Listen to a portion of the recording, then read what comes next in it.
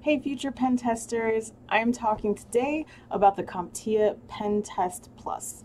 What is it, how to study for it, and what is my network talking about in regards to the exam? Now, one of the first things I always do when I start studying for an exam is reach out to my network and I ask one critical question. What is the thing that you wish you had studied more of? Obviously, I'm going to take a look at the objectives, any books that I come across, practice tests, all that good stuff. But if they tell me that one objective they didn't feel prepared for based on the classes that they took and the books that they read, then I know that I need to study more on that topic before I go into the exam room. So first and foremost, what does CompTIA even define this test as? Well, let me read from their website just the parts that count. The Pentest Plus validates the certification holder's competencies in discovering, managing, reporting, and exploiting threats and vulnerabilities. So discovering, managing, reporting, and exploiting, meaning you have to understand how to find them, how to manage them, how to log them correctly, and how to actually make the thing work or prevent it from working on your network. The exam creators expect budding penetration testers to know everything from vulnerability management and assessment on targeted systems to managing the exploitation, the planning, and the scope of the weakness. So I like the fact that they're using budding penetration testers as a term because they do understand that this is an entry-level test. So some really quick stats about the exam itself. It is 85 questions. You are going to see performance-based and multiple choice questions in the testing environment. You have 165 minutes, so just over 2 hours, and you have to get a 750 or higher on a 900-point scale. Cool. What are you supposed to learn during your studies as a pen tester? Well, planning and scoping. This is all about the assessments, how to get the information, how to look at what's happening on a network.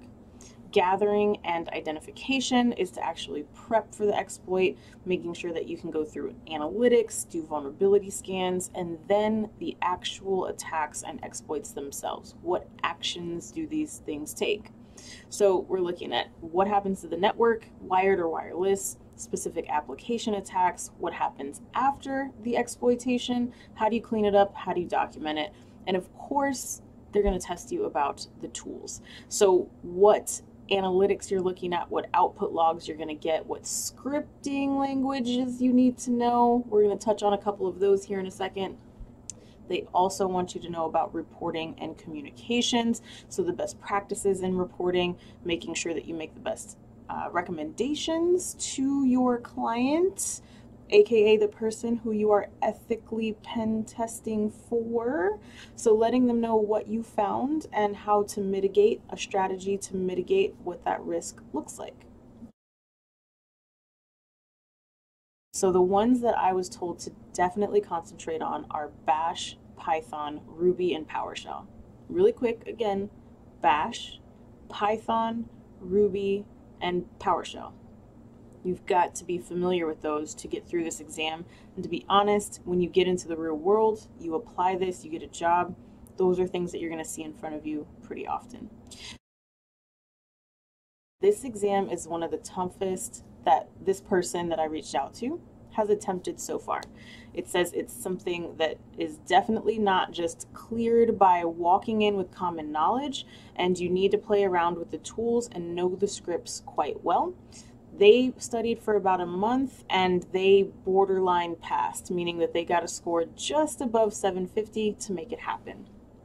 Now, a couple other responses that I got, and I'll read them to you directly as they were given to me so you can understand what we are experiencing out here in the field.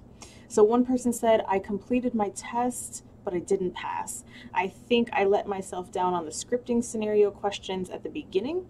Another person said, when it comes to the scripting or any of the programming languages, you must first identify the language, and different languages have different syntax, which if you're studying, you've definitely already come across that. For instance, they said Python syntax is different from PowerShell's. One person said that they didn't have PowerShell at all. it was all Bash and Python, and that they had some sims that they did not feel prepared for in that area. So you're seeing a common thread here, right? A lot of people were not strong enough or confident enough in their scripting languages to knock out those sims and some of the multiple choice questions on the exam. I'll read two more for you here. There are multiple scripts that you must read to be able to answer the questions being asked. Part of being a pen tester is to find a vulnerability on web pages and web apps, and in order to view the page source code and read it properly, you've got to have some basic knowledge. The next one said, without giving anything away, I would review Nmap, Python, basics, web attacks, and remediation. It's a rough exam and it requires experience. They studied for about 3 weeks and did 2 days of cramming, and they failed by about 10 points. They went back for another month and they felt confident because they knew what they needed to study for. So the last thing I'm going to share is by a person who literally reached out to me this morning. They just passed their exam. Congrats to you. And they said it was a tough one, but they had a lot of fun taking it, and they used almost all of the time. So all of that 2 hours and 5 minutes.